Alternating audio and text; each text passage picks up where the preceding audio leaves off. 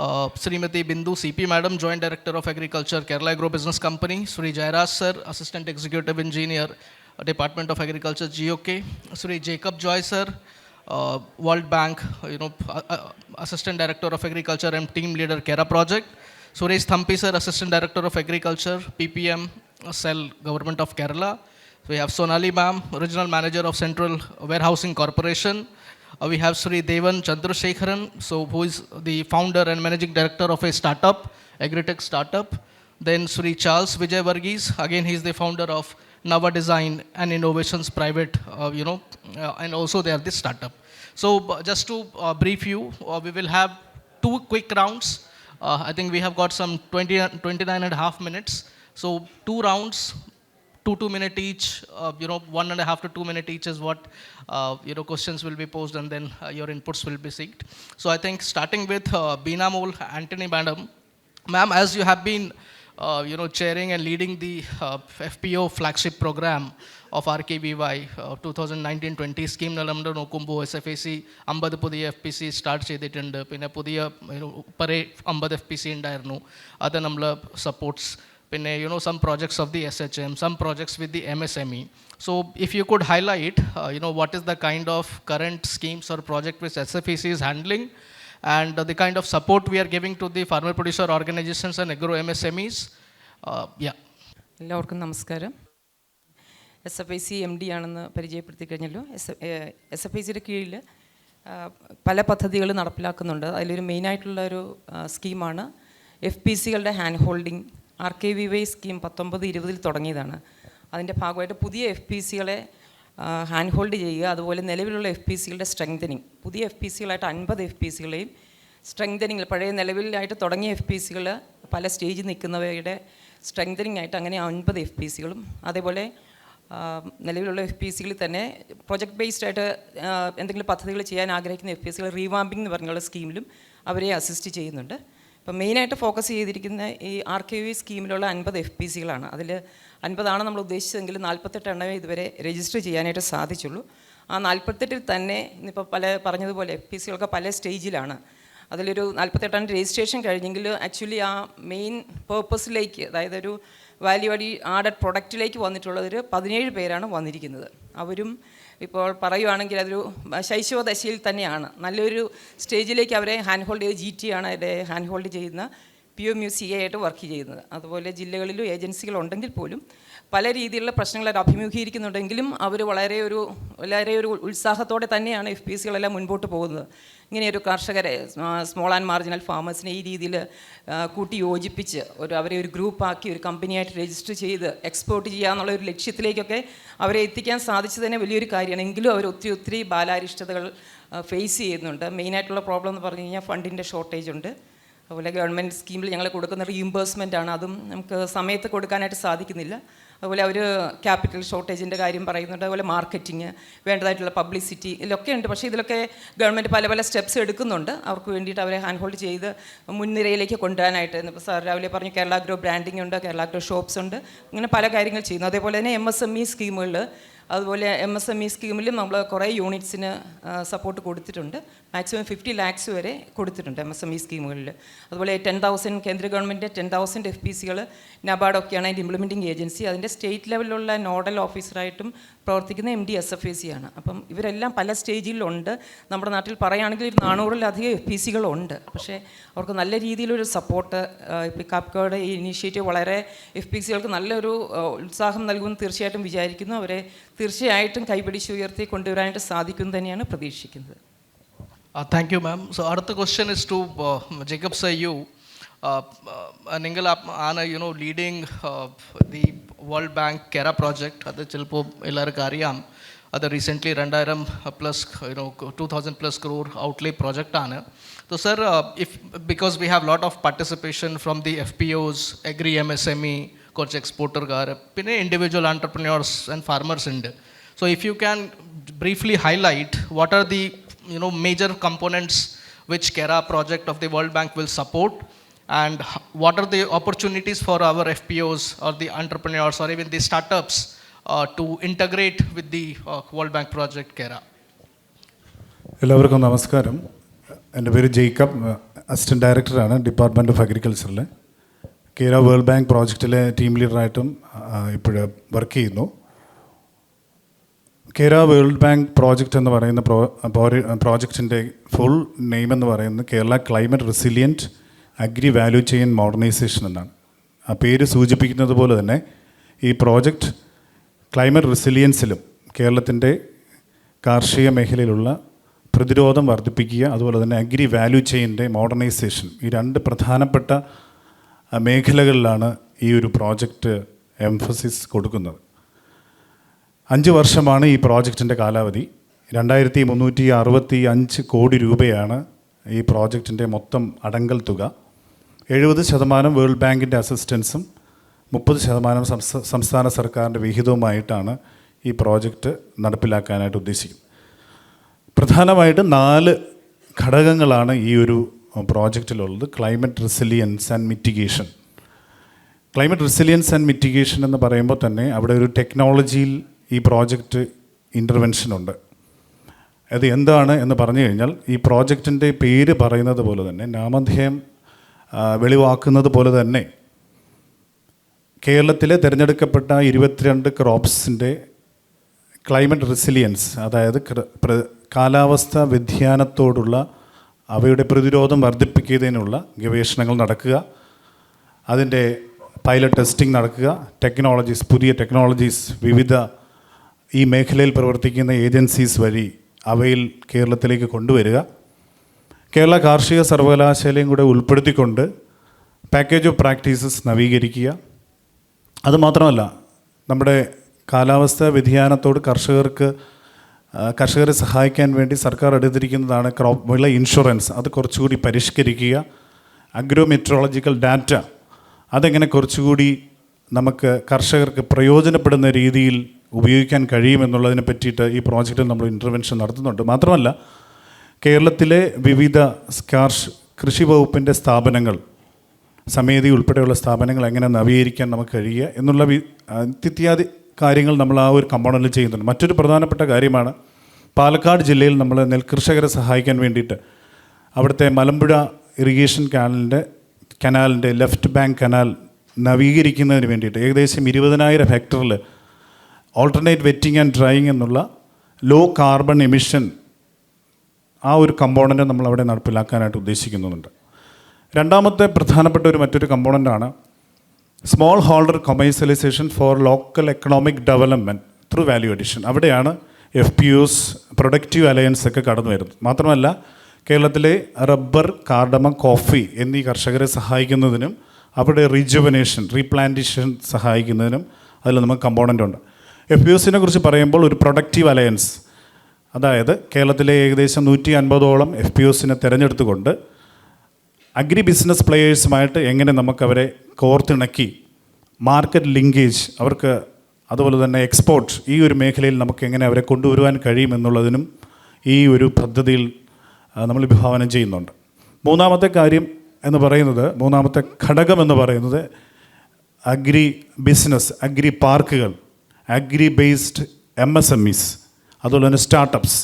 ഏകദേശം 250 agri based MSMEസിനെ സഹായിക്കുന്നതിന് 150ഓളം agri സ്റ്റാർട്ടപ്പുകളെ support ചെയ്യുന്നതിനും ഈ പ്രോജക്റ്റിൽ നമ്മൾ ഫണ്ട് വകയിരുത്തുന്നുണ്ട്. So it will be a 5-year project with an outlay of 2,365 crores. Thank you. Oh, thanks a lot, sir. Next question is to Madam Sonali ma'am. As you have been working with Central Warehousing Corporation, I will keep it in English, then I will summarize later in Malayalam because Madam Malayalam Manzula Ilya.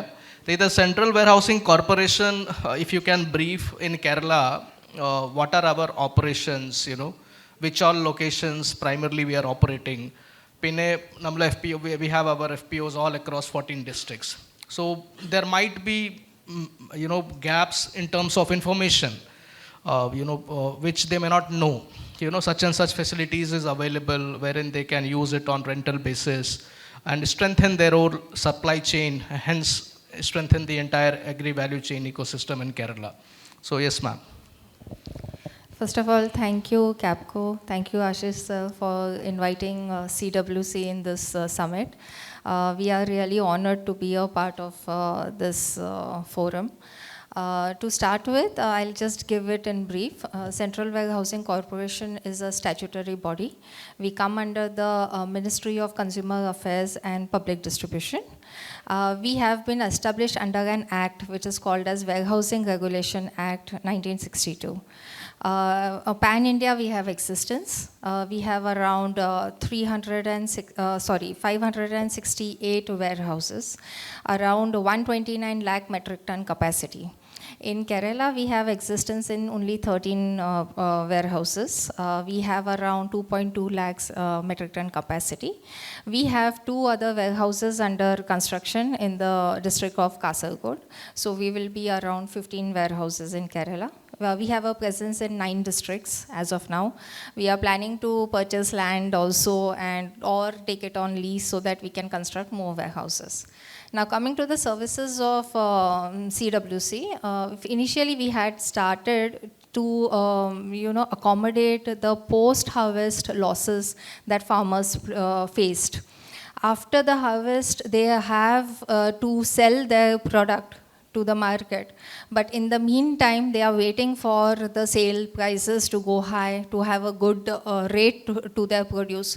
So there was a gap, and where would they keep their stock? That's how we came into existence. We have started storing 1 and 2 bags also on a daily basis, where people could store it. Let's say tomorrow is going to be the sale and they want to store it for 1 day. Maybe the next day they couldn't sell it, so another day. Like that we have started and supported the farmers initially.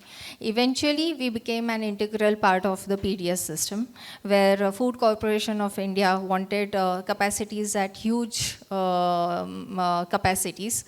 So to store food grain, which was transported from Haryana and Punjab, so that it is distributed and consumed in rest of India.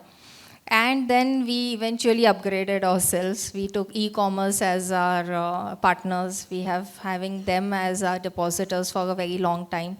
Major giants, we can name some of them, like Amazon, Flipkart, Big Basket, and Reliance as well. So this is how we have migrated, and today we are upgrading our old warehouses. Not just that, we are customizing our warehouses in such a way which is suitable to the requirements of the depositors. Here what we do is, we are giving area basis also rentals. If anybody wants to store on area basis can be offered. Or else it can be commodity wise. We have around a tariff for around 200 plus commodities with us. If anybody wants to store 1 bag, 2 bags, 10 bags, 50 bags or whatever bags also, we have a tariff for that. And especially for farmers and new startup agri companies, we have a good amount of rebate in our tariff policy itself. So we would really like if any of the FPOs will come forward and try to utilize our services. We have really scientific storages, which means that we have the stack lines so that somebody else's stock doesn't get mixed up with ours. We have alleyways for the movement of labor and also the materials. Then we have ventilators, we have good huge doors and docking points where the aeration and all other things are taken care of. We have pest-free warehouses where the grains will not get lost because of rodent or bird menace. And we have a good gang of laborers coming in our warehouses. So all the handling and other things are taken care of. We have also ventured into transportation. If any of the depositor wants that we give a full package, end-to-end services, then from the place where the produce is, till the time it comes to our warehouse. And after that, the distribution from our warehouse to the ultimate user also is taken care by us, provided the depositor wants us to do it. So these are the basic services we venture into, sir. And I would really like if anybody utilizes this service in Kerala. Thank you. Thank you, ma'am. So you have presence in how many districts? All 14? No, sir. 30. Only 9. Except for Kottayam, Kollam, Wayanad and Idiki, we have presence in all the districts. Okay, ഇത് പെട്ടെന്ന് തന്നെ ഞാൻ summarise ചെയ്യാം for the benefit of our dear farmers and F P Os. ഇത് madam എന്താ പറഞ്ഞത്, CWC central warehousing corporation ആണ്. അത് ഒരു പബ്ലിക് എൻറ്റിറ്റിയാണ് which is operating in terms of logistics. അത് ബിൽഡിംഗ് ഉണ്ടാവും. ഓക്കെ, അവിടെ നമ്മൾ റോ മെറ്റീരിയൽ മന്ത്ലി ബേസിസിൽ പെർ ഡേ ബേസിസിൽ യൂസർ സർവീസ് ചാർജ് മോഡലിൽ ഓരോ ചാക്ക് 5 ചാക്ക് 10 ചാക്ക് എന്തെങ്കിലും ഇല്ലെങ്കിൽ ഹ്യൂജ് ക്വാണ്ടിറ്റീസ് ഉണ്ടാവുമ്പോൾ അവിടെ പെർ കെ ജി ടാരിഫ് ബേസിസിൽ നമ്മൾ സ്റ്റോർ ചെയ്യാൻ പറ്റും, to strengthen the supply chain. So അത് ഓപ്ഷൻ ഉണ്ട്. Maybe your contacts letter on we can share with them. ചിലപ്പോൾ നിങ്ങളുടെ ഡിസ്ട്രിക്ട് തന്നെ CWC വെയർ ഹൗസ് ഉണ്ടാവും, നിങ്ങൾക്ക് അറിയത്തില്ല. There will be A gap of information. So it is important to converge with the existing infrastructure system. Definitely that can be used. Thank you, ma'am. So, sir, next question to you, Suresh, sir.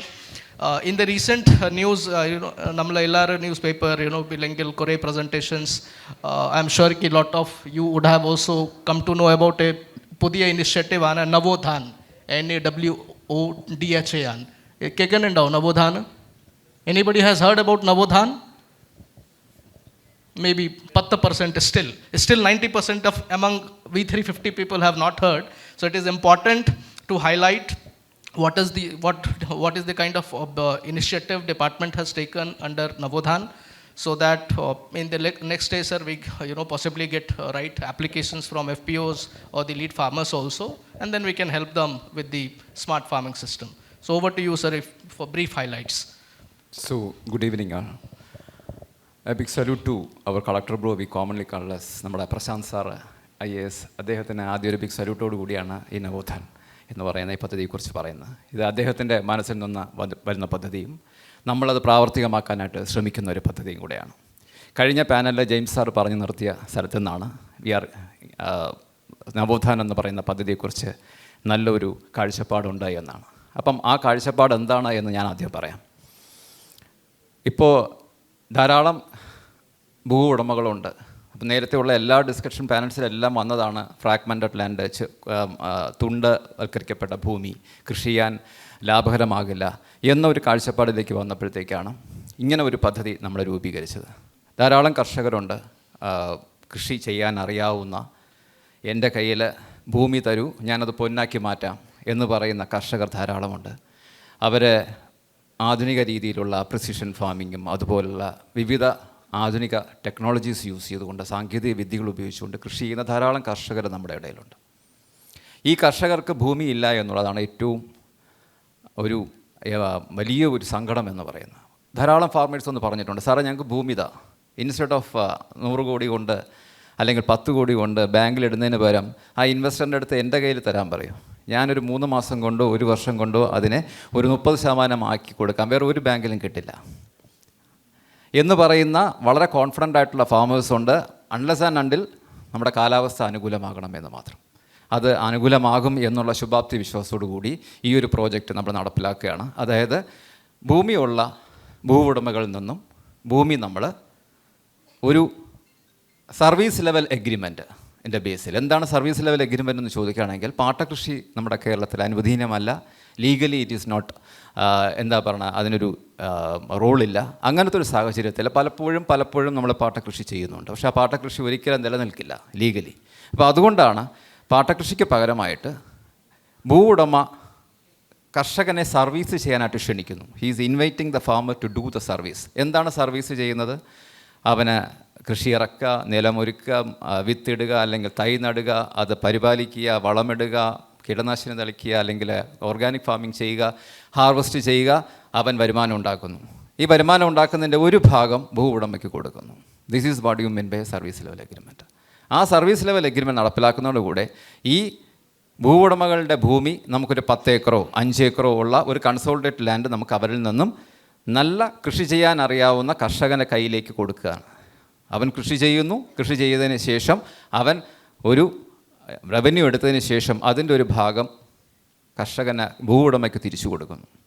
ഇതാണ് നവോത്ഥാൻ എന്ന് പറയുന്ന പദ്ധതി കൊണ്ട് ഉദ്ദേശിക്കുന്നത്. ഇപ്പോൾ അതിനായിട്ട് നമ്മളൊരു online platform open ചെയ്തിട്ടുണ്ട്. ഓൺലൈൻ പ്ലാറ്റ്ഫോം ഓപ്പണാണ്. That is open to all the farmers and as well as the landowners. അവനങ്ങ് കയറിയിട്ട് അവരുടെ ഭൂമി അതിനകത്ത് രജിസ്റ്റർ ചെയ്യുക. ലാൻഡ് ഓണർ ആണെങ്കിൽ എൻ്റെ കയ്യിൽ 10 ഏക്കറുണ്ട്, അല്ലെങ്കിൽ എൻ്റെ കയ്യിൽ 15 ഏക്കറുണ്ട്, അല്ലെങ്കിൽ എൻ്റെ PSUവിൻ്റെ കയ്യിൽ 250 ഏക്കറുണ്ട്, അല്ലെങ്കിൽ 200 ഏക്കറുണ്ട്, ഹി ക്യാൻ രജിസ്റ്റർ. വെറുതെ കിടക്കുന്ന അൺയൂട്ടിലൈസ്ഡ് ലാൻഡാണ്. നിങ്ങൾ നോക്കിയാൽ തന്നെ അറിയാം. FACT അല്ലെങ്കിൽ കേരള മിനറൽസ് അല്ലെങ്കിൽ ടൈറ്റാനിയം ഇങ്ങനെ പോലെ ധാരാളം കമ്പനികളുടെ കയ്യിൽ കമ്പനിയുണ്ട്, ബട്ട് സറൗണ്ടിങ് ആയിട്ടുള്ള ഏരിയ വെറുതെ കിടക്കുന്നു. So why don't we convert that into an orchard? ഒരു ഫ്രൂട്ട്സ് ആൻഡ് വെജിറ്റബിൾസിൻ്റെ ഓർച്ചാർഡായിട്ട് എന്തുകൊണ്ട് കൺവേർട്ട് ചെയ്തുകൂടാ? അങ്ങനെയുള്ള ഒരു അറ്റ്മോസ്ഫിയറിൽ എന്തുകൊണ്ട് നമുക്ക് വർക്ക് ചെയ്തുകൂടാ എന്ന് അവിടെ ചിന്തിക്കുകയും ആ ചിന്തയിൽ കൂടെ ഒരു വരുമാനം ആ കമ്പനിക്ക് കിട്ടുകയാണെങ്കിൽ അതാണ് നവോധൻ എന്ന് പറയുന്ന പുത്തൻ പണം എന്ന് മലയാളത്തിൽ നമ്മൾ പറയുന്ന ആ ഒരു ആശയം. ഇനി സെക്കൻഡ് റൗണ്ടിൽ വരുമ്പോഴത്തേക്ക് I will talk more. Thank you. Thank you, sir. So my next question is to Mr. Devan Chandrasekharan. So he's the founder and managing director of Fuse Lake Innovation. Primarily they are into drone and agri-tech. They have been working in collaboration with Synthite, just to give you a brief background. So Mr. Devan, if you can share that a brief, if you can highlight about your startup, let's say 30-second backstory, like why you started, what is the kind of problem you are, as a founder, you are trying to solve at the base, and then where, as of now, what is the current status of your startup, and going forward, how do you see it getting it scaled, plus the kind of support ecosystem you require, possibly from the department, from the Kera World Bank project, SFAC. I think there are several stakeholders which we have seen in panel 1, 2 and 3 as well, Navodhan. So possibly we can think of collaboration through the Kerala Agro Business Company as well. Over to you. എല്ലാവർക്കും നമസ്കാരം. എൻ്റെ പേര് ദേവൻ Chandrasekharan. Fuselage innovations എന്ന് പറയുന്ന കളമശ്ശേരിയിൽ പ്രവർത്തിച്ചു വരുന്ന agritech സ്റ്റാർട്ടപ്പിൻ്റെ ഫൗണ്ടറാണ്. നിങ്ങൾ ഒരുമാതിരി എല്ലാവരെയും എനിക്കിവിടെ പരിചയമുണ്ട്. ഞാൻ വന്നതിന് ശേഷം കുറച്ച് പേരെയൊക്കെ സംസാരിച്ചു. കാരണം 2020 തൊട്ട് 20 മിഡ് ഓഫ് കോവിഡിൻ്റെ സമയത്താണ് ഞങ്ങൾ കമ്പനി തുടങ്ങുന്നത്. ഞാനും എൻ്റെ സിസ്റ്ററും കൂടെയാണ് കമ്പനി സ്റ്റാർട്ട് ചെയ്തത്. അപ്പോൾ നിങ്ങൾക്കിടയിലാണ് ഞങ്ങൾ വളർന്നു വന്നത്. നിങ്ങൾ തന്ന ചെറിയ ചെറിയ പ്രൊജക്റ്റുകളിലൂടെയാണ് ഞങ്ങളിപ്പോൾ ഒരു സ്കെയിലപ്പ് സ്റ്റേജിലേക്ക് വന്നത്. അപ്പോൾ ആശിഷ് സാർ പറഞ്ഞ പോലെ നിങ്ങൾക്ക് എല്ലാവർക്കും അറിയാം എന്തുകൊണ്ട് ഞങ്ങൾ തുടങ്ങി. ഓൾറെഡി ഒരു ഡ്രോൺ ടെക്നോളജി നിലവിലുണ്ട്. അതിൽ ഞങ്ങൾ ഒരു ഇന്നോവേഷൻ കൊണ്ടുവന്നത് ഒരു പ്രോബ്ലം ഐഡൻറ്റിഫൈ ചെയ്തതാണ്. നമുക്ക് എല്ലാവർക്കും അറിയാം 2017-18 ഫ്ലഡ് നമ്മളുടെ അഗ്രികൾച്ചർ എക്കോസിസ്റ്റത്തിലുണ്ടായ മാറ്റങ്ങൾ എന്തൊക്കെയാണ് എന്നുള്ളത്. അപ്പോൾ അതിനുശേഷം UN തന്നെ കേരളത്തിലെ ലാൻഡ്സ്കേപ്പ് 23 അഗ്രോ എക്കോളജിക്കൽ യൂണിറ്റ് ആയിട്ട് ഡിവൈഡ് ചെയ്യും.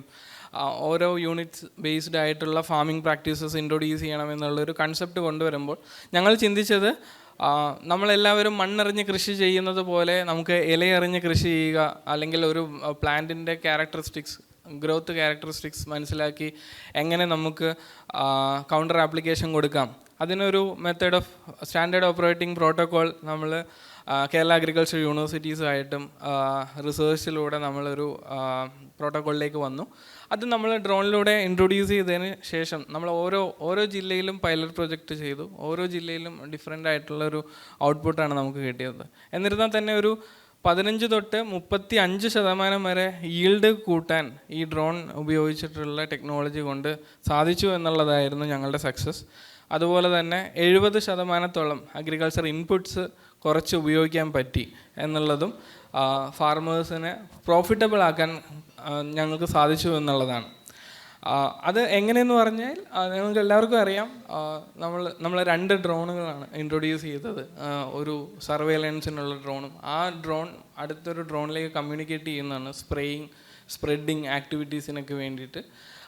അതായത് ഒരു ഡാറ്റാ ബേസ്ഡ് പ്രിസിഷൻ ഫാമിംഗ് അപ്രോച്ചാണ് നമ്മൾ ഡ്രോണിൽ കൂടെ ഇൻട്രൊഡ്യൂസ് ചെയ്തത്.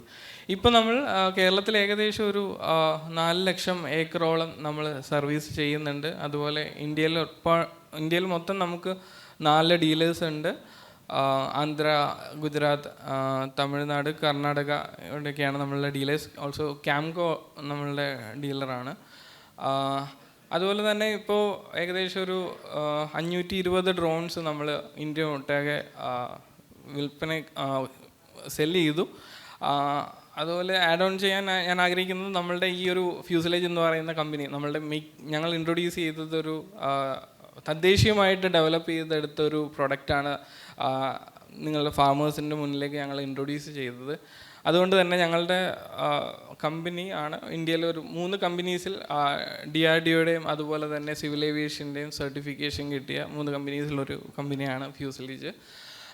അത് എന്തുകൊണ്ട് ഞങ്ങൾ തദ്ദേശീയമായിട്ട് പ്രൊഡക്ട്സ് നിങ്ങളുടെ മുന്നിലേക്ക് കൊണ്ടുവന്നു. ഇപ്പോൾ ഡ്രോൺ എന്ന് പറയുന്ന ഒരു പ്രൊഡക്റ്റ് കണ്ടിരുന്നത് ഒരു 4 വർഷം മുന്നേ വരെ ഒരു വലിയൊരു കോസ്റ്റിംഗ് അതിൻ്റെ പുറകിലുണ്ട് എന്ന് വിചാരിച്ചത്.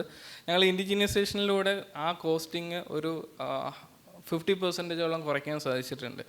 അപ്പോൾ അതിനുശേഷം, കാരണം നമ്മൾ ഒരു ചീപ്പ് പ്രോഡക്റ്റ് അല്ല, ഒരു അഫോർഡബിൾ പ്രോഡക്റ്റ് ഒരു സ്റ്റാർട്ടപ്പ് ഇനിഷ്യേറ്റീവിൽ കൂടെ കർഷകർക്ക് കൊണ്ടുവരണം, അതിന് മാക്സിമം എഫിക്കസി കൊണ്ടുവരണം എന്നുള്ളൊരു ടാർഗറ്റിൽ കൂടെ വെച്ചുകൊണ്ടാണ് നമ്മൾ ആ ഒരു പ്രോഡക്റ്റ് ഇൻട്രൊഡ്യൂസ് ചെയ്തത്. സോ ഇപ്പോൾ ഞങ്ങളുടെ പ്രോജക്റ്റ് നിങ്ങൾക്കിടയിൽ നടക്കുന്നുണ്ട്. So Yeah, thank you, Mr. Deva. Next question is to you, Mr. Charles, founder of Nava Design and Innovations. So, as again, you are from the startup ecosystem, and you have been doing certain pilot projects for, I think, tapping of NERA. Apart from that, you can highlight the kind of collaboration recently you had with Unilever Indonesia and also a corporate in Thailand. So that we all can understand what is the best practices you are trying to develop with them. Pinne namukku FPOs, farmers, entrepreneurs, MSC vendor, how can we collaborate through the Kerala Agro Business Company? We would like to understand. Over to you. നമസ്കാരം. എൻ്റെ പേര് Charles Vijay. ഞാൻ നവ design and innovation private limited എന്ന് പറഞ്ഞ ഒരു startup കമ്പനിയുടെ ഫൗണ്ടറാണ്. ഞങ്ങൾ കുറച്ച് വർഷങ്ങളായിട്ട് ഒരു ഡ്രീം ഒരു പ്രോഡക്റ്റിൻ്റെ പുറകിലാണ്. അതായത് നമ്മളുടെ തെങ്ങിൽ നിന്ന് നീര അല്ലെങ്കിൽ ടോഡി ടാപ്പ് ചെയ്യുന്ന ഓട്ടോമാറ്റിക് മെഷീൻ എന്നുള്ളതിന്. ഞാൻ വിദേശത്ത് വർക്ക് ചെയ്തുകൊണ്ടിരിക്കുകയായിരുന്നു ഒരു 10 വർഷത്തോളം. നാട്ടിൽ ഇങ്ങനെ ഒരു നീര ടാപ്പിങ്ങിന് വേണ്ടിയിട്ട് ഗവൺമെൻറ്റിൻ്റെ ഒരു കൊളാബറേറ്റീവ് ഇനീഷ്യേറ്റീവ് നടന്നു എന്ന് പറഞ്ഞ ന്യൂസ് കണ്ടു. പിന്നീട് അത് സക്സസ്ഫുൾ അല്ല, ഫെയിലിയർ ആവുന്നു. അതുപോലെ പല FPOസും അതിൻ്റെ കടക്കണിയിലാണ് എന്ന് പറഞ്ഞ വാർത്തകളെല്ലാം വരുന്നത്. അതിൻ്റെ ഒരു ബാക്ക്ഗ്രൗണ്ടിൽ ഞാനൊരു സ്റ്റഡി ചെയ്ത് കഴിഞ്ഞപ്പോൾ ഇതൊരു മെക്കാനൈസ് ചെയ്ത് കഴിഞ്ഞ് കഴിഞ്ഞാൽ ഫാർമേഴ്സിന് വളരെ ഗുണമുണ്ടാകുന്നൊരു കാര്യമാണെന്ന് മനസ്സിലായി. നമ്മൾ നാളികേരം വിറ്റ് കിട്ടുന്ന ഒരു വരുമാനത്തിനെക്കാട്ടിലും 10 മടങ്ങ് വരുമാനം നീര വിറ്റാൽ കിട്ടും എന്നാണ് അന്ന് വാർത്തകളിലെല്ലാം കണ്ടിരുന്നത്. അപ്പോൾ അതിൻ്റെ അടിസ്ഥാനത്തിൽ എനിക്കൊരു അതിൻ്റെ ടാപ്പിംഗ് എന്ന് പറയുന്ന ഒരു വളരെ ബുദ്ധിമുട്ടുള്ള ഒരു പാർട്ടുണ്ട് ഈ നീര പ്രൊഡ്യൂസ് ചെയ്യുന്നതിന്. അതിനെ മെക്കാനൈസ് ചെയ്യാനായിട്ടൊരു ആശയം തോന്നും.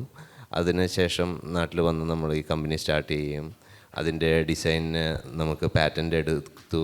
ഇന്ത്യയിൽ മാത്രമല്ല, ലോകത്തിലെ തന്നെ 90% രാജ്യങ്ങളിൽ, കോക്കനട്ടുള്ള രാജ്യങ്ങളിൽ നമ്മളുടെ പാറ്റൻ്റ് ലഭിച്ചും കഴിഞ്ഞു.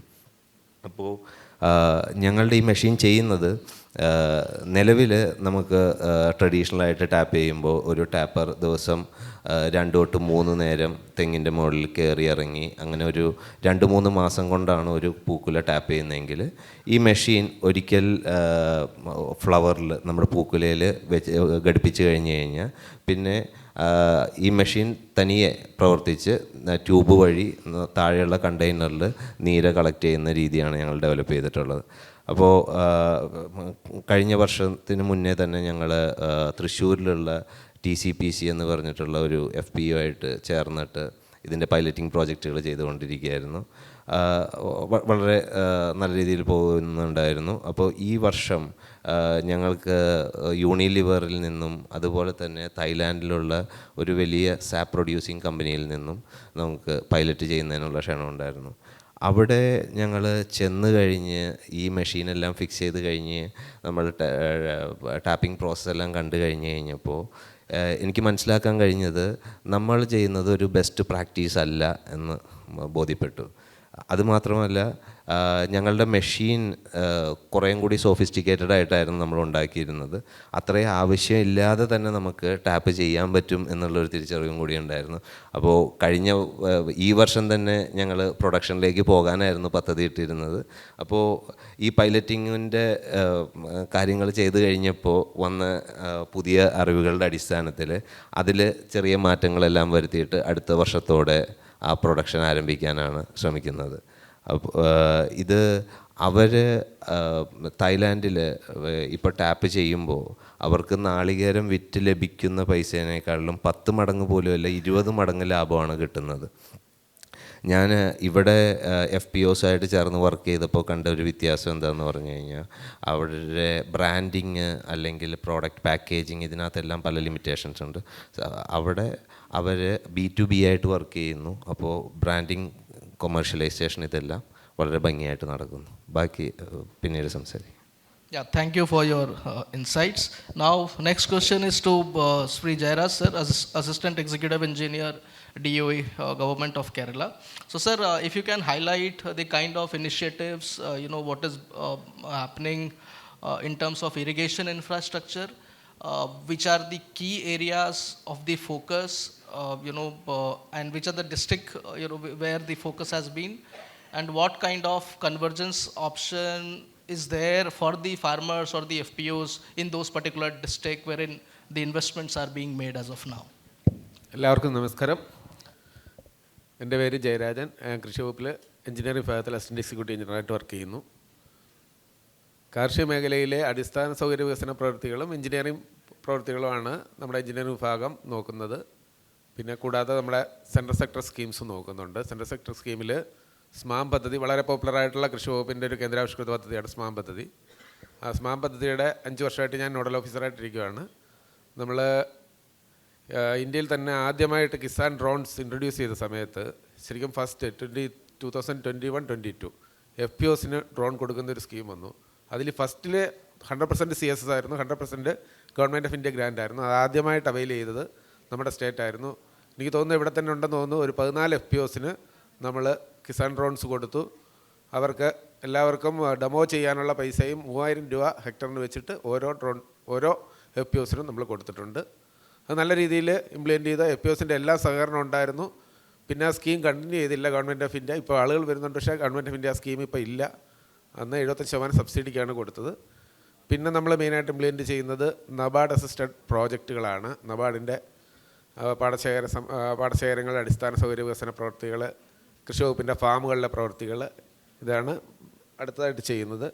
പിന്നെ വേറൊരു കമ്പണൻ്റ് എന്ന് പറയുന്നത് മൈക്രോ ഇറിഗേഷൻ കേന്ദ്രാവിഷ്കൃത പദ്ധതിയാണ്. മൈക്രോ ഇറിഗേഷൻ, ഡ്രിപ്പ്, സ്പ്രിംഗ്ലർ എന്നിവയ്ക്കുള്ള സബ്സിഡി. പിന്നെ സ്മാം പദ്ധതിയിലെ സബ്സിഡിയുടെ കാര്യങ്ങളൊക്കെ ഞാൻ പിന്നെ പറയാം. കണ്ടിന്യൂ ചെയ്യുന്നതല്ലേ. Thank you, sir. So next question is to Bindu CP ma'am, Joint Director of Agriculture, Kerala Agro Business Company. So ma'am, ഇത് നമ്മൾ ഇപ്പോൾ പുതിയ സ്ഥാപനം ഉണ്ട് നമ്മൾ കേരള അഗ്രോ ബിസിനസ് കമ്പനി എല്ലാവർക്കും അറിയാം. സോ പക്ഷേ it is important for us to inform the participants or the FPOs or the farmers or the startups here. So what are the kind of priority infra projects which Capco would focus in next 10 to 12 months in terms of planning and implementation? എല്ലാവർക്കും നമസ്കാരം. എൻ്റെ പേര് Bindu CP. ഞാൻ joint director of അഗ്രികൾച്ചറായിട്ടാണ് work ചെയ്യുന്നത്. ക്യാപ്കോ എന്ന് പറയുന്ന Kerala agro business company നേരത്തെ sir സൂചിപ്പിച്ച പോലെ 2023 ഒക്ടോബർ മാസത്തിലാണ് രൂപീകരിച്ചത്. ആക്ച്വലി സിയാൽ മാതൃകയിലാണ് ഈ കമ്പനി രൂപീകരിച്ചിട്ടുള്ളത്. കർഷകരെ ഉപഭോക്താക്കളുമായിട്ട് നേരിട്ട് ബന്ധിപ്പിക്കുക, വിപണി വിപുലീകരിക്കുക, ഉൽപ്പന്ന അതായത് വിളവെടുപ്പിന് ശേഷമുള്ള നഷ്ടം കുറയ്ക്കുക എന്നീ മേഖലകളിലെ ഇടപെടലുകൾക്കായിട്ടാണ് ക്യാപ്കോ രൂപീകരിച്ചിട്ടുള്ളത്. പ്രധാനമായും അടിസ്ഥാന സൗകര്യ വികസനം മെച്ചപ്പെടുത്തിയെങ്കിൽ മാത്രമേ ഈ മാർക്കറ്റുകളുടെ വിപുലീകരണം നടക്കുകയുള്ളൂ. കൃഷി വകുപ്പിൻ്റെ കീഴിലുള്ള 6 മൊത്ത വ്യാപാര വിപണികൾ ഇപ്പോൾ ക്യാപ്കോയ്ക്ക് കൈമാറിയിട്ടുണ്ട്. അതിൽ 3 കാർഷിക നഗര മൊത്ത വ്യാപാര വിപണിയും 3 കാർഷിക ഗ്രാമീണ മൊത്ത വ്യാപാര വിപണിയുമാണ് ക്യാപ്കോയ്ക്ക് കൈമാറിയിട്ടുള്ളത്. ഈ നഗര മൊത്ത വ്യാപാര വിപണികളിൽ നമ്മൾ അഗ്രി എക്സ്പോ നോളജ് സെൻറ്ററുകൾ സ്ഥാപിക്കാനായിട്ട് പദ്ധതികൾ തയ്യാറാക്കിയിട്ടുണ്ട്. തിരുവനന്തപുരത്ത് ആനയിറയിലും എറണാകുളത്ത് മരടിലും കോഴിക്കോട് വേങ്ങേരിയിലുമുള്ള മൊത്ത വ്യാപാര വിപണികളിലാണ് ഈ അഗ്രി എക്സ്പോ ആൻഡ് നോളജ് സെൻറ്ററുകൾ സ്ഥാപിക്കുന്നത്. ഇതുകൂടാതെ കാർഷിക സർവകലാശാലയുടെ കീഴിലുള്ള അമ്പലവയൽ, പിലിക്കോട്, കുമരകം എന്നീ ഗവേഷണ കേന്ദ്രങ്ങളിലും അഗ്രി എക്സ്പോ ആൻഡ് നോളജ് സെൻറ്ററുകൾ സ്ഥാപിക്കാനുള്ള പദ്ധതികൾ തയ്യാറാക്കിയിട്ടുണ്ട്. മൊത്തം 86 കോടി രൂപയുടെ പദ്ധതിയാണ് തയ്യാറാക്കിയിട്ടുള്ളത്. ഈ കേന്ദ്രങ്ങളിൽ ഈവൻറ്റുകൾ, എക്സ്പോകൾ എന്നിവ നടത്തുന്നതിനുള്ള സൗകര്യങ്ങൾ, ഫുഡ് കോർട്ടുകൾ, അഗ്രി ഫെസിലിറ്റേഷൻ സെൻറ്റേഴ്സ്, കർഷകർ, FPO എന്നിവർക്കുള്ള ഇൻക്യുബേഷൻ സെൻറ്റേഴ്സ് എന്നിവയെല്ലാം ഉൾപ്പെടുത്തിയിട്ടുണ്ട്. ഇതുകൂടാതെ മൂല്യവർദ്ധിത സംസ്കരണ യൂണിറ്റുകൾ സ്ഥാപിക്കുന്നതിനുള്ള പദ്ധതികളും ക്യാപ്കോ തയ്യാറാക്കിയിട്ടുണ്ട്. മുതലമടയിൽ ഒരു മാംഗോ പാക്കിംഗ് ഹൗസ്, പിന്നെ മലമ്പുഴയിലൊരു സെമി ഓട്ടോമാറ്റിക് നാളികേര സംസ്കരണ യൂണിറ്റ്, തൃശ്ശൂർ കണ്ണാറയിലൊരു ബനാന ആൻഡ് ഹണി പാർക്ക് എന്നിവ സ്ഥാപിക്കുന്നതിനായിട്ട് 23 കോടി രൂപയുടെ പദ്ധതികളും ക്യാപ്കോ ആവിഷ്കരിച്ചിട്ടുണ്ട്. ഈ ഗ്രാമീണ നഗര മൊത്ത വ്യാപാര വിപണികളിലെ മാലിന്യ സംസ്കരണ യൂണിറ്റുകൾ, ആധുനിക മാലിന്യ സംസ്കരണ യൂണിറ്റുകൾ സ്ഥാപിക്കുന്നതിനായിട്ട് 8 കോടി രൂപയുടെ പദ്ധതിയും സോളാർ പാനലുകൾ സ്ഥാപിക്കുന്നതിനായിട്ട് 6 കോടി രൂപയുടെ പദ്ധതിയും നമ്മൾ ക്യാപ്കോ മുഖാന്തരം പദ്ധതികൾ ആവിഷ്കരിച്ചിട്ടുണ്ട്. ആകെ 123 കോടിയുടെ പദ്ധതികളാണ് ആവിഷ്കരിച്ച് നമ്മൾ നടപ്പിലാക്കാൻ ഉദ്ദേശിക്കുന്നത്. ഈ പദ്ധതികൾ അംഗീകരിച്ച് കിട്ടിയാൽ 12 മുതൽ 18 മാസത്തിനകം ഇതെല്ലാം നടപ്പിലാക്കാൻ സാധിക്കുമെന്നാണ് ക്യാപ്കോ വിശ്വസിക്കുന്നത്. Thank you, ma'am. The other round, second round, will be moderated by our director, Karan Sharma sir, who is sitting left to me, of Grant Thornton. So, either namla korche rapid fire item window because we have only 8 minutes left. So, one minute, I would request you to summarize your insights based on the questions being asked. And lastly, I will try to summarize for 2 minutes in Malayalam for the benefit of the all key participants. Yeah, over to you, sir. Hi, good evening, good afternoon, everyone. And so my question is to Jacob, sir. Sir, as KERA's focus is majorly on climate change, so what kind of interventions have been planned under the project? If you can highlight some of the key points, please. Climate resilience and mitigation, അതാണ് പ്രധാനപ്പെട്ട ഒരു ഘടകം ഈ ഒരു കമ്പോണൻറ്റിൽ, ഈ ഒരു പ്രോജക്റ്റിൽ. അപ്പോൾ അതുമായി ബന്ധപ്പെട്ട് ഞാൻ ആദ്യം പറഞ്ഞതുപോലെ തന്നെ എങ്ങനെ കേരളത്തിലെ സെലക്റ്റഡ് ക്രോപ്സിലെ അതിലെ ക്ലൈമറ്റ് റെസിലിയൻസ്, കാലാവസ്ഥാ വ്യതിയാനത്തോടുള്ള അവയുടെ പ്രതിരോധം വർദ്ധിപ്പിക്കുന്നതിന് വേണ്ടിയിട്ടുള്ള ടെസ്റ്റിങ്സ് നടത്തുക, ട്രയൽസ് നടത്തുക, ഡെമോൺസ്ട്രേഷൻസ് നടത്തുക, അതുപോലെ തന്നെ പാക്കേജ് ഓഫ് പ്രാക്ടീസസ് നവീകരിക്കുക, അഗ്രോ എക്കോളജിക്കൽ യൂണിറ്റ് ബേസ്ഡ് ആയിട്ടുള്ള POP പുറത്തിറക്കുക. അപ്പോൾ ക്ലൈമറ്റ് ഓരോ സംസ്ഥാനത്തിലെ ഓരോ പ്രദേശങ്ങളിലുമുള്ള ക്ലൈമറ്റ് ചേഞ്ചസ് എങ്ങനെയാണെന്ന് പഠിച്ച് അതിനനുസരിച്ചിട്ടുള്ള വിളകളുടെ നവീകരണം റിസർച്ച് നടത്തി അവയിൽ എങ്ങനെ പ്രതിരോധം കൊണ്ടുവരുവാൻ കഴിയുമെന്നുള്ളതാണ് പ്രധാനപ്പെട്ട ഒരു ക്ലൈമറ്റ് റെസിലിയൻസുമായി ബന്ധപ്പെട്ട പ്രധാനപ്പെട്ട ഒരു നടപടി ഈ ഒരു പ്രോജക്റ്റിലുള്ളത്. മറ്റൊരു കാര്യമെന്ന് പറയുന്നത് ഇപ്പോൾ നിലവിലുള്ള അഗ്രോമേറ്റ് അഡ്വൈസറി സർവീസസ് അതെങ്ങനെ കുറച്ചുകൂടി നവീകരിക്കാൻ പറ്റും, ക്രോപ്പ് ഇൻഷുറൻസ് എങ്ങനെ കുറച്ചുകൂടി കർഷകർക്ക് പ്രയോജനമുള്ള രീതിയിൽ നമുക്ക് കൊണ്ടുവരാനായിട്ട് കഴിയും. അതുമാത്രമല്ല, ക്ലൈമറ്റ് റെസിലിയൻസിനെ കുറിച്ച് പറയുകയാണെങ്കിൽ how we can adopt that alternate wetting and drying in paddy, carbon emission എങ്ങനെ പാഡിയിൽ കൊണ്ടുവരുവാൻ കഴിയുമെന്നുള്ളത് ഏകദേശം 20,000 ഹെക്ടർ സ്ഥലത്ത്, പ്രത്യേകിച്ച് പാലക്കാട് തൃശ്ശൂർ മേഖലയിലെ കൃഷി ചെയ്യുന്ന മേഖലയിൽ കൊണ്ടുവന്ന് എങ്ങനെ കർഷകരെ കാർബൺ ക്രെഡിറ്റ് സംവിധാനത്തിലേക്ക് കൊണ്ടുവരാൻ കഴിയുമെന്നും ഈ ഒരു പ്രോജക്റ്റിൽ നമ്മൾ ഉദ്ദേശിക്കുന്നത്. That is the main these are the main interventions as far as this project is concern. Thank you. So, just a follow-up question, how many FPOs or FPCs we can expect to be supported under the program? We are planning for about 250 FPOs. That means the productive alliance between the FPOs and the agri-business players. Thank you. Yeah, thank you, sir. My next question to MD SFAC madam is, madam, namla SFAC kap kore nodal officer and of so many schemes, RKVY, ICOTEP, SHM, Agro MSME also you have been supporting. But for the benefit of our large FPOs across the 14 district, what do you think? Is there any new project which is going to come under SFAC through SHM or through any other ways and means wherein they can get some credit support or grant related support apart from the upcoming World Bank, KERA project? ഇന്ന് വരും SHM-ൻ്റെ കാര്യം പറഞ്ഞ പോലെ SHM-ൽ ഈ വർഷം ആദ്യമായിട്ട് SHM-ൻ്റെ annual പ്ലാനിൽ ഈ വർഷം ആദ്യമായിട്ടാണൊരു 3 കോടി രൂപയോളം വെച്ചിട്ടുണ്ട് FPC-കൾക്ക് വേണ്ടിയിട്ട്. FPC-കളുടെ ഹോർട്ടിക്കൾച്ചർ ബേസ്ഡ് ആയിട്ടുള്ള ക്രോപ്സിന് ഉള്ള FPC, അതനുസരിച്ചുള്ള പ്രവർത്തനങ്ങൾ ചെയ്യുന്ന FPC-കളുടെ അതിൻ്റെ വാല്യൂ അഡീഷൻ, അവരുടെ ഓരോ പ്രോസസ്സിങ്, അങ്ങനെയുള്ള ഏതെങ്കിലുമൊക്കെ ഘടകങ്ങൾ അവർ ചെയ്യുമ്പോൾ അതിന് വേണ്ടിയിട്ട് അവർക്ക് അസിസ്റ്റൻസ് നൽകുന്നതായിരിക്കും. അതിൻ്റെ മാനദണ്ഡം SFIC ഇപ്പം അനുവർത്തിച്ചുകൊണ്ടിരിക്കുന്ന മാനദണ്ഡത്തിൽ SFIC ഇപ്പോൾ RKV സ്കീമിൽ FPCകളെ ഹാൻഡ് ഹോൾഡ് ചെയ്യുന്നുണ്ട്. അതേപോലെ തന്നെ ഹോർട്ടിക്കൾച്ചർ ബേസ്ഡ് ആയിട്ടുള്ള ക്രോപ്സ് ചെയ്യുന്ന FPCകൾക്ക് ഈ സ്കീമിൽ നിന്ന് നമുക്ക് സഹായം കൊടുക്കാനായിട്ട് സാധിക്കും.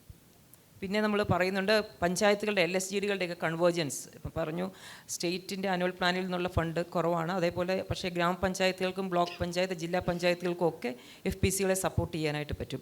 അപ്പോൾ പല FPCകൾക്കും ജില്ലാ പഞ്ചായത്താണ് മെഷീനറി വാങ്ങിക്കൊടുത്തത്, അല്ലെങ്കിൽ ഗ്രാമപഞ്ചായത്ത് സ്ഥലം കൊടുത്തു, ഗ്രാമപഞ്ചായത്ത് അല്ലെങ്കിൽ കെട്ടിടം കൊടുത്തു. ഇങ്ങനെയുള്ള കൺവേർജൻസും സാധ്യമാണ്. അപ്പോൾ അതും PD ആത്മമാരാണ് ജില്ലാതലത്തിൽ ഇത് മോണിറ്റർ ചെയ്യുന്നത്. അവർക്ക് അതിനുള്ള കാര്യങ്ങൾ, അതിനുള്ള വേണ്ട പ്രൊജക്റ്റുകൾ അതായത് ഗ്രാമപഞ്ചായത്ത് ബ്ലോക്ക് ജില്ലാ പഞ്ചായത്തുകളിൽ വെച്ച് കഴിഞ്ഞാൽ FPCകൾക്ക് അവിടുന്നും അതിനുള്ള സഹായങ്ങൾ കിട്ടും. അപ്പോൾ എല്ലാ മേഖലയിൽ നിന്നുള്ള സഹായങ്ങൾ വരുമ്പോൾ അവർക്ക് തീർച്ചയായിട്ടും പല കാര്യങ്ങൾ ചെയ്ത് നല്ല രീതിയിൽ അതിൻ്റെ പ്രവർത്തനം മുൻപോട്ട് കൊണ്ടുപോകാനായിട്ട് സാധിക്കും. So my next question is to Sonali ma'am, how we can converge with the FPCs or FPOs, and how these FPCs and FPO can benefit from CWC?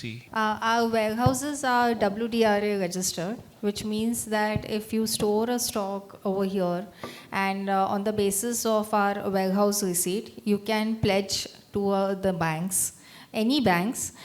We also have a tie-up with 11 other banks, nationalized bank as well as private banks. They can pledge our warehouse receipt and avail loan benefit. Apart from that also, we are a repository participant. That means we can register for those FPCs on the WDRA registered website, and that way we can get a nominal charge for our services. In this way, you can have a liquidity for your stock.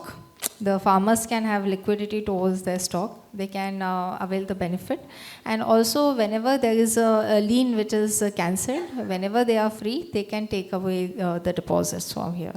Thank you. Thank you, ma'am. So next question is to Suresh sir, to you again. What is the kind of priority crops namla the Navodhan project Nokumbo, as you suggested? So it is a cluster farming kind of methodology. So is there any priority crops or related techniques which Navodhan would focus? What is the kind of benefit the associated stakeholders could get? What is the application process for applying to this particular scheme? And whom should our FPO or MSME or startups contact? Yes, sir. നമ്മൾ കണ്ടിരിക്കുന്നത് ഏകദേശം ഒരു 1,00,000 hectare നമ്മുടെ fallow ലാൻഡാണ് എന്നുള്ളതാണ് നമ്മുടെ കേരളത്തിൽ. അപ്പോൾ അതിലൊരു 30% എങ്കിലും ഇഫ് യു ക്യാൻ യൂട്ടിലൈസ് 30% ഉപയോഗിക്കാം, ഏകദേശം 30,000 ഹെക്ടർ. എങ്കിൽ നമുക്ക് വെജിറ്റബിൾസ് ആൻഡ് ഫ്രൂട്ട്സ് എന്ന് പറയുന്ന 2 ആസ്പെക്റ്റിൽ നമ്മുടെ ഏറ്റവും കൂടുതൽ ഡിപ്പെൻഡ് ചെയ്യുന്ന 2 സാധനങ്ങൾ, ഔട്ട് സൈഡ് ഒരു ലോറി സമരം വന്നു കഴിഞ്ഞാൽ നമ്മുടെ 2 മെയിൻ സാധനങ്ങൾ നമ്മുടെ ബുദ്ധിമുട്ടാകും. ഒന്ന് വെജിറ്റബിളും മറ്റത് ഫ്രൂട്ട്സും. അപ്പോൾ ഇത് രണ്ടുമാണ് നമ്മുടെ മെയിൻ ഒരു ടാർഗറ്റ് എന്ന് പറയുന്നത്. സോ വെജിറ്റബിൾസിൻ്റെയും ഫ്രൂട്ട്സിൻ്റെയും കൾട്ടിവേഷൻ നമ്മൾ കൂട്ടുക എന്നുള്ളതാണ്. അപ്പോൾ നമ്മൾ നോക്കിയാൽ തന്നെ അറിയാം പല ക്രോപ്പുകളും വളരെ ഹൈ വാല്യൂ ക്രോപ്സാണ്. ആ ഹൈ വാല്യൂ ക്രോപ്സ് ഇവിടെ കൾട്ടിവേറ്റ് ചെയ്യുന്നതിൻ്റെ പെർസെൻറ്റേജ് നോക്കുകയാണെങ്കിൽ ഇറ്റ്സ് വെരി ലെസ്. നമ്മൾ നോക്കുന്ന ഏറ്റവും കൂടുതൽ കോക്കനട്ട് ആൻഡ് റബ്ബറാണ്. 30%ഓളം ഭൂമി, കൃഷിഭൂമി അവരാണ് കൈയടക്കിയിരിക്കുന്നത്. ഇതിനകത്ത് എത്ര ലാഭം കിട്ടുമെന്ന് ചോദിക്കുകയാണെങ്കിൽ പലരും അത് ഇപ്പോൾ ടാപ്പിംഗ് നിർത്തിയിട്ടുണ്ട്, തേങ്ങ വെട്ടാറില്ല, ഇങ്ങനത്തെ ഒരു സ്ഥിതിയിലേക്ക് പൊയ്ക്കൊണ്ടിരിക്കുകയാണ്. So why don't we convert that ആ ഇടയ്ക്കുള്ള സ്ഥലം അല്ലെങ്കിൽ വെറുതെ കിടക്കുന്ന സ്ഥലം ഹൈ വാല്യൂ ക്രോപ്പിലേക്ക് മാറ്റുക. High value crop may be vegetables തന്നെ ആകാം, അതിൽ തന്നെ വാട്ടർമെലൺ ആകാം, അല്ലെങ്കിൽ സ്ട്രോബെറി ആകാം, ബ്ലാക്ക്ബെറി ആകാം. So these are the crops people are looking for. ഇങ്ങനത്തെ ക്രോപ്സിനാണ് ആൾക്കാർക്ക് ഡിമാൻഡ്.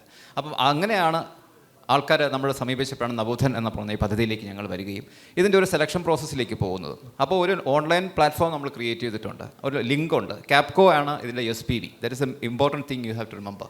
അപ്പോൾ ക്യാപ്കോയുടെ വെബ്സൈറ്റിൽ കയറണമെങ്കിൽ അതിനകത്ത് ഒരു ലിങ്ക് ഉണ്ട്, നവോധൻ്റെ ലിങ്ക് ഉണ്ട്. ആ ലിങ്കിനകത്ത് നമ്മൾ ക്ലിക്ക് ചെയ്യുമ്പോഴത്തേക്ക് 2 ഓപ്ഷൻസ് ഉണ്ട്. ഒന്ന് is cultivator and another is land owner.